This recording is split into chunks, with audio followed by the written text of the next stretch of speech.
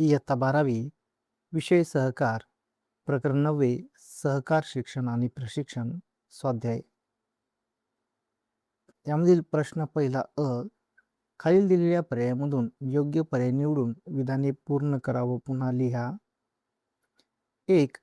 सहकार शिक्षण व प्रशिक्षणातून डॅश नेतृत्व निर्माण व्हावे ही अपेक्षा असते.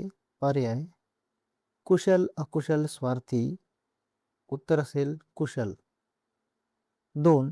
वैकुंठ मेहता राष्ट्रीय सहकारी प्रबंधन संस्था ही डॅश या ठिकाणी आहे.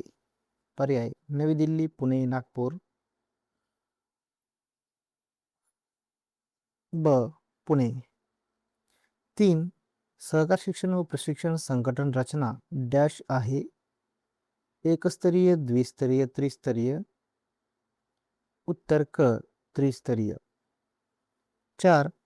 भारतात सहकार शिक्षण व प्रशिक्षण प्रसाराचे कार्य करणारी डॅश ही शिखर संस्था होय. पर्याय अ. राष्ट्रीय सहकारी महासंघ. ब. राज्य सहकारी संघ. क. जिल्हा सहकार मंडळे. उत्तर ब. राज्य सहकारी संघ. ब. योग्य जोड्या जुळवा. अ गट आणि ब गट तर याच्या जोड्या असतील. अ. सहकार नियोजन समिती 1946. ब. राष्ट्रीय सहकारी महासंघ केंद्रीय पातळी. क. जिल्हा सहकारी मंडळे जिल्हा पातळी. ड. वैकुंठ मेहता राष्ट्रीय सहकारी प्रबंधन संस्था पुणे. ई. डॉक्टर धनंजयराव गाडगीळ सहकारी प्रबंधन संस्था नागपूर. क. खालील विधानासाठी एक शब्द किंवा शब्दसमूह सुचवा. 1. राष्ट्रीय स्तरावर सहकार शिक्षण प्रशिक्षण संस्थांचे नेतृत्व करणारी सर्वोच्च संस्था राष्ट्रीय सहकारी महासंघ.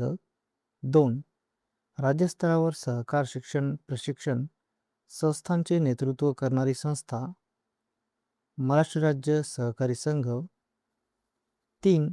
सहकारी संस्थेशी संबंधित घटकांना सुजाण व शिक्षित करण्याचा मार्ग सहकार शिक्षण. ड. खालील विधाने चूक किंवा बरोबर ते लिहा. 1. भारतात सहकार शिक्षण प्रशिक्षणाची गरज नाही. चूक. 2. सहकार शिक्षण प्रशिक्षणामुळे सभासदांमध्ये जागरूकता निर्माण होते. बरोबर. 3. सहकार शिक्षण प्रशिक्षणाने कर्मचाऱ्यांची कार्यक्षमता वाढते. बरोबर. 4. सहकार शिक्षण व प्रशिक्षणाची सभासदांना गरज नसते. चूक. 5. भ्रष्टाचार व गैरव्यवहारांना आळा घालणे हा सहकार शिक्षण व प्रशिक्षणाचा उद्देश असतो. बरोबर. 6. सहकार शिक्षण व प्रशिक्षणाची रचना द्विस्तरीय आहे. चूक. 7. सहकारी शिक्षण व प्रशिक्षणातून कुशल नेतृत्व निर्माण होते. बरोबर. 8. वैकुंठ मेहता राष्ट्रीय सहकारी प्रबंधन संस्था ही राज्य पातळीवर कार्य करणारी संस्था आहे. चूक. ई. अचूक पर्याय निवडा. 1. महाराष्ट्र राज्य सहकारी संघ राज्य पातळी. 2. डॉक्टर धनंजयराव गाडगीळ सहकारी प्रबंधन संस्था नागपूर. 3. कोऑपरेटर नियतकालिक. वैकुंठ मेहता राष्ट्रीय सहकारी प्रबंधन संस्था. 4. नवीन आर्थिक धोरण 1991. 5. जिल्हा सहकार मंडळे जिल्हा पातळी. फ. एका वाक्यात उत्तरे लिहा. 1. सहकारी प्रशिक्षण म्हणजे काय? उत्तर. सहकारी संस्थेतील कामे प्रभावीपणे पार पाडण्यासाठी आवश्यक कौशल्य व प्रात्यक्षिक ज्ञान देण्याची प्रक्रिया म्हणजे सहकारी प्रशिक्षण होय. 2. सहकारी शिक्षण म्हणजे काय? उत्तर. सहकाराची तत्वे, उद्दिष्टे व कार्यपद्धती यांचे ज्ञान देऊन सहकार्याची भावना व निष्ठा विकसित करण्याची प्रक्रिया म्हणजे सहकारी शिक्षण होय. 3. डॉक्टर धनंजयराव गाडगीळ सहकारी प्रबंधन संस्थेच्या स्थापनेचा प्रमुख हेतू कोणता? उत्तर. सहकारी संस्थांतील अधिकारी व कर्मचाऱ्यांचे कार्यकौशल्य व कार्यक्षमता वाढविणे हा या संस्थेच्या स्थापनेचा प्रमुख हेतू आहे. 4. पद्मश्री डॉक्टर विठ्ठलराव विखे पाटील सहकारी प्रबंधन संस्थेच्या स्थापनेचा उद्देश कोणता? उत्तर. सहकारी संस्थांच्या अधिकारी व पदाधिकाऱ्यांना प्रशिक्षण देऊन त्यांची गुणवत्ता व कार्यक्षमता वाढविणे हा या संस्थेच्या स्थापनेचा उद्देश आहे. ग. खालील वाक्यांतील अधोरेखित शब्द दुरुस्त करून वाक्य पुन्हा लिहा. 1. सहकार शिक्षण प्रशिक्षणाची रचना द्विस्तरीय आहे. तर याचा शब्द असेल त्रिस्तरीय. सहकार शिक्षण प्रशिक्षणाची रचना त्रिस्तरीय आहे. 2. जिल्हा सहकार मंडळाचे कार्य राष्ट्रीय पातळीवर चालते. या जागी शब्द असेल जिल्हा. जिल्हा सहकार मंडळाचे कार्य जिल्हा पातळीवर चालते. 3. पद्मश्री डॉक्टर विठ्ठलराव विखे पाटील सहकार प्रबंधन संस्था नागपूर या शहरात आहे. तर नागपूरऐवजी शब्द असेल पुणे. पद्मश्री डॉक्टर विठ्ठलराव विखे पाटील सहकार प्रबंधन संस्था पुणे या शहरात आहे. 4. महाराष्ट्र राज्य सहकार संघामार्फत राष्ट्रीय स्तरावर शिक्षण प्रशिक्षणाच्या सोयी उपलब्ध केल्या जातात. या जागी शब्द असेल राज्य. महाराष्ट्र राज्य सहकार संघामार्फत राज्य स्तरावर शिक्षण प्रशिक्षणाच्या सोयी उपलब्ध केल्या जातात. 5. डॉक्टर धनंजयराव गाडगीळ ही प्रबंधन संस्था पुणे या ठिकाणी कार्यरत आहे. तर पुणेऐवजी शब्द असेल नागपूर. डॉक्टर धनंजयराव गाडगीळ ही प्रबंधन संस्था नागपूर या ठिकाणी कार्यरत आहे. प्रश्न दुसरा आहे, खालील संज्ञा स्पष्ट करा. 1. सहकार शिक्षण. उत्तर. सहकार शिक्षण म्हणजे सहकारची तत्वे, उद्दिष्टे, कार्यपद्धती व व्यवहार यांचे सखोल ज्ञान सहकारी संस्थेच्या सभासद, संचालक, अधिकारी व कर्मचाऱ्यांना देण्याची प्रक्रिया होय. या शिक्षणातून सहकार्याची भावना, परस्पर मदत, निष्ठा, प्रामाणिकपणा व एकोप्याची जाणीव विकसित होते. सहकार शिक्षणामुळे व्यक्तीमध्ये सामूहिक कार्य करण्याची वृत्ती वाढते आणि सहकारी चळवळीच्या विकासासाठी आवश्यक असलेली जागरूकता निर्माण होते. तसेच सभासदांना त्यांच्या अधिकार, कर्तव्य व जबाबदाऱ्यांची जाणीव करून दिली जाते. 2. सहकार प्रशिक्षण. उत्तर. सहकार प्रशिक्षण म्हणजे सहकारी संस्थेतील कामे कार्यक्षमतेने पार पाडण्यासाठी आवश्यक असलेले कौशल्य, तांत्रिक ज्ञान व प्रात्यक्षिक अनुभव देण्याची प्रक्रिया होय. या प्रशिक्षणामुळे कर्मचारी, अधिकारी व पदाधिकारी यांची कार्यक्षमता, निर्णयक्षमता व व्यवस्थापन कौशल्य वाढते. सहकार प्रशिक्षणातून लेखपालना, बँकिंग, प्रशासन, संगणक, कायदे यासारख्या विषयांचे प्रत्यक्ष ज्ञान दिले जाते. त्यामुळे संस्थेचा कारभार अधिक सुयोग्य, शिस्तबद्ध व परिणामकारक पद्धतीने चालविणे शक्य होते. 3. महाराष्ट्र राज्य सहकारी संघ. उत्तर. महाराष्ट्र राज्य सहकारी संघ ही राज्य पातळीवरील सहकार शिक्षण व प्रशिक्षण देणारी एक महत्त्वाची व अग्रगण्य संस्था आहे.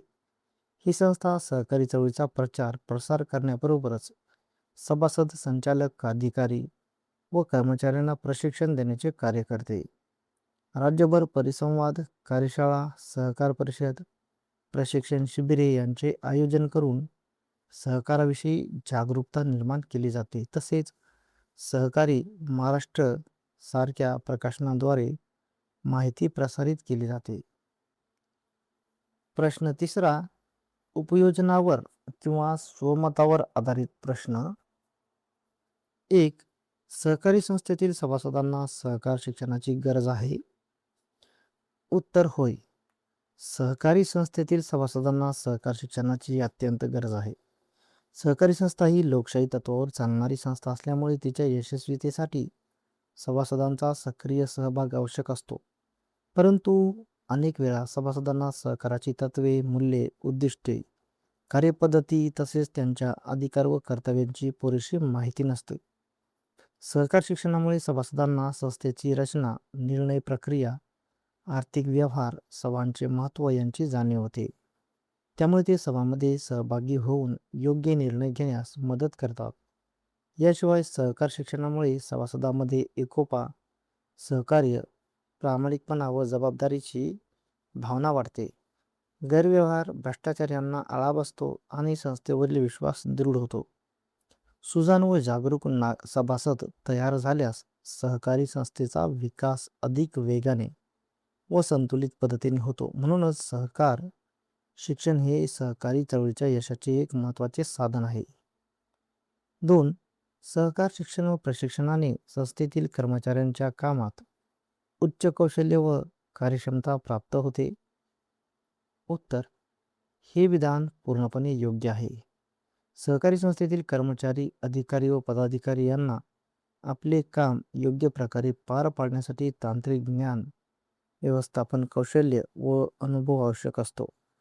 सहकार शिक्षण व प्रशिक्षणामुळे त्यांना लेखापालना, बँकिंग, कायदे, प्रशासन, संगणक, विपणन इत्यादी विषयांचे सखोल व प्रात्यक्षिक ज्ञान मिळते. प्रशिक्षणामुळे कर्मचाऱ्यांची काम करण्याची पद्धत सुधारते, अचूकता वाढते आणि वेळेचे नियोजन चांगले होते. तसेच त्यांच्या निर्णय क्षमतेत, नेतृत्व गुणात व समस्या सोडवण्याच्या क्षमतेत वाढ होते. आधुनिक तंत्रज्ञानाचा वापर, नवीन नियम व बदलत्या आर्थिक परिस्थितीशी जुळवून घेण्याची क्षमता विकसित होते. यामुळे संस्थेचे कामकाज अधिक कार्यक्षम, पारदर्शक व परिणामकारक बनते. उत्पादन क्षमता वाढते, खर्च कमी होतो आणि संस्थेची एकूण प्रगती साध्य होते. त्यामुळे सहकार शिक्षण व प्रशिक्षण हे सहकारी संस्थेच्या यशासाठी अत्यावश्यक घटक मानले जाते. प्रश्न 4 आहे, टिपा लिहा. 1. महाराष्ट्र राज्य सहकारी संघ. उत्तर: महाराष्ट्र राज्य सहकारी संघ ही राज्य पातळीवरील सहकार शिक्षण व प्रशिक्षण देणारी अग्रगण्य संस्था आहे. या संस्थेची स्थापना 1918 मध्ये सेंट्रल कोऑपरेटिव्ह इन्स्टिट्यूट या नावाने पुणे येथे झाली. पुढे तिचे नाव बदलत जाऊन 1961 पासून महाराष्ट्र राज्य सहकारी संघ असे झाले. ही संस्था सहकारी चळवळीचा प्रचार प्रसार, शिक्षण व प्रशिक्षण देणे, परिसंवाद, कार्यशाळा, सहकार सप्ताह आयोजन अशी विविध कामे करते. सहकारी महाराष्ट्र हे मासिक प्रकाशित करून माहिती प्रसारित करते. संघाची कार्यपद्धती त्रिस्तरीय असून विभागीय सहकार मंडळे, जिल्हा सहकार मंडळे व प्रशिक्षण केंद्रे यांच्या माध्यमातून राज्यभर सहकार शिक्षण व प्रशिक्षण दिले जाते. त्यामुळे सहकारी चळवळीचा विकास व बळकटीकरण करण्यात या संस्थेची महत्त्वाची भूमिका आहे. 2. वैकुंठ मेहता राष्ट्रीय सहकारी प्रबंधन संस्था. उत्तर: वैकुंठ मेहता राष्ट्रीय सहकारी प्रबंधन संस्था ही राष्ट्रीय पातळीवरील सहकार शिक्षण, प्रशिक्षण व संशोधन करणारी महत्त्वाची संस्था आहे. तिची स्थापना 1967 मध्ये पुणे येथे झाली. सहकार क्षेत्रातील महान कार्यकर्ते वैकुंठ मेहता यांच्या नावावरून या संस्थेचे नामकरण करण्यात आले. ही संस्था व्यवस्थापन, प्रशिक्षण, नेतृत्व विकास, संशोधन, मार्गदर्शन व विविध पदविका अभ्यासक्रम राबवते. सहकारी व्यवस्थापन, बँकिंग, कृषी व्यवसाय, संगणकीकरण, मानवी संसाधन अशा विविध क्षेत्रात प्रशिक्षण दिले जाते.